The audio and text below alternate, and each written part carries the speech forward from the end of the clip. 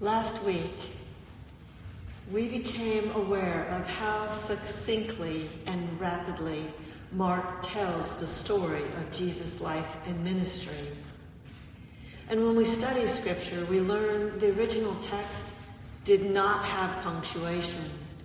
So the story truly did unfold as one long, uninterrupted story. Without any punctuation, no chapter, no verse, it just kept going. And today the story continues as we hear several vignettes, beginning as Jesus enters into Simon and Andrew's home with John and James. Having just left the synagogue on the Sabbath, most likely for the Sabbath meal that would have been prepared before the Sabbath began. And just as they enter the home, Jesus is informed that Simon's mother-in-law has a fever. His response is swift, straightforward, and simple. He goes to her, takes her by the hand, and lifts her up. At that time, to be bedridden by a fever was to be at death's door.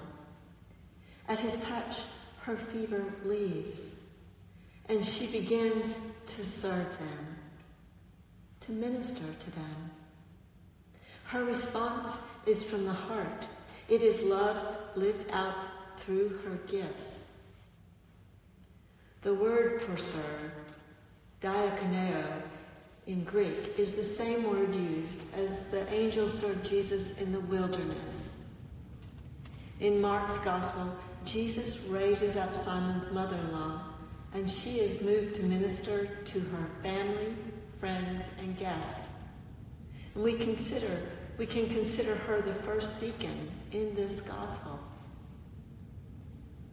The next vignette emerges as the word of Jesus' teaching, healing, and ability to cast out demons ripple throughout the community. As soon as sundown comes, the Sabbath comes to an end. The whole city of Capernaum gathers at the door of Simon's home. And if you're wondering, the population of Capernaum at that time was about 1,000 souls. And Jesus steps out to meet the needs of those who show up, bringing healing as well as casting out and silencing demons. As the many souls are restored to wholeness, the word of Jesus rapidly spreads. In receiving new life, people cannot contain their joy and amazement. And we know probably there were some in the crowd who were that critical voice of disbelief. And needless to say, the word got out, and the crowd increases, even as Jesus commands secrecy. And we, like the disciples, may wonder at Jesus' desire for secrecy. What would be the purpose? Surely everyone needs to know, so his popularity will grow. Disciples were all about the crowds, growing the crowd, growing the numbers. Then in the early morning, Jesus disappears. He retreats into the night to pray, to be present to God, to restore and renew his own soul. What he has offered thus far has taken tremendous energy and poses temptations, not unlike the temptations in the wilderness. The world is at its quietest between 2 and 4 in the morning, and many faiths claim this as a precious time to seek stillness, the divine presence, and to pray.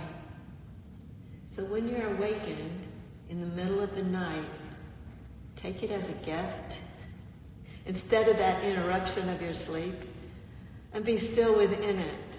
Rest and pray. When Simon and the others realize Jesus is missing, they go out searching for him. And one translation put it, they hunted him down. Very specifically. They are on a mission to return Jesus to meet the needs of the crowds. Remember, they like to grow the crowd. And Jesus curiously says, let us go on to the neighboring towns.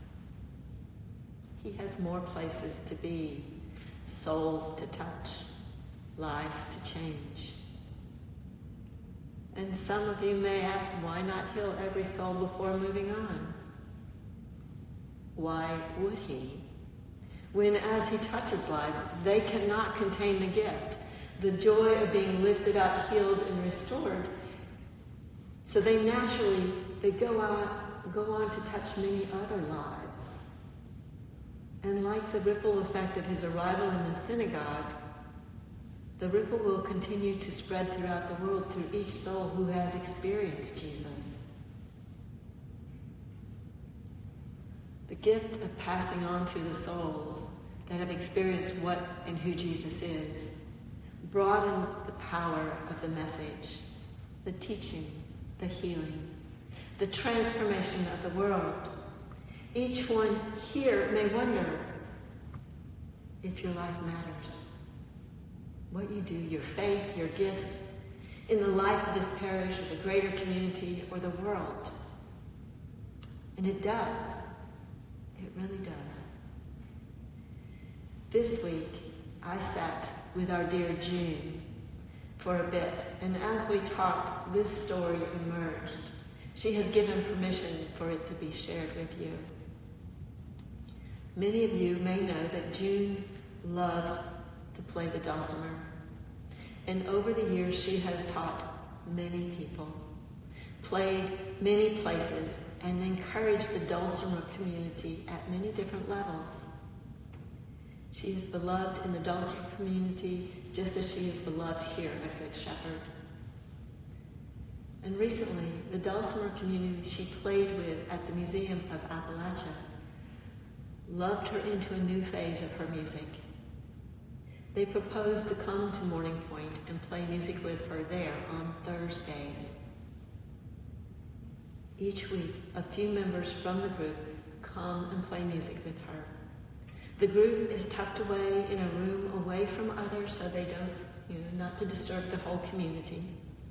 And at first, they just met and played, enjoying the richness of the sound in a quiet space.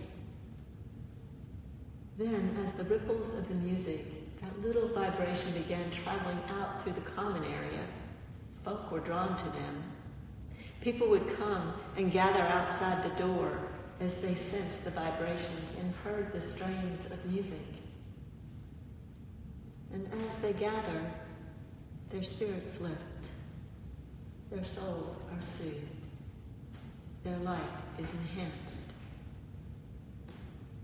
This is June's music ministry. It is a ripple in her life and the community. It draws out and on who she is. It is a calling and shared ministry. In Wishful Thinking, a seeker's ABC, Frederick Buechner penned this truth. The place God calls you to is the place where your deep gladness and the world's deep hunger meet. Jesus called the disciples, Simon's mother-in-law, all the folks he taught, healed, or freed from unclean spirits, just as he calls us today, with a touch, a word, an invitation. So I wonder, what is your deep gladness? Where does it meet the world's deep hunger?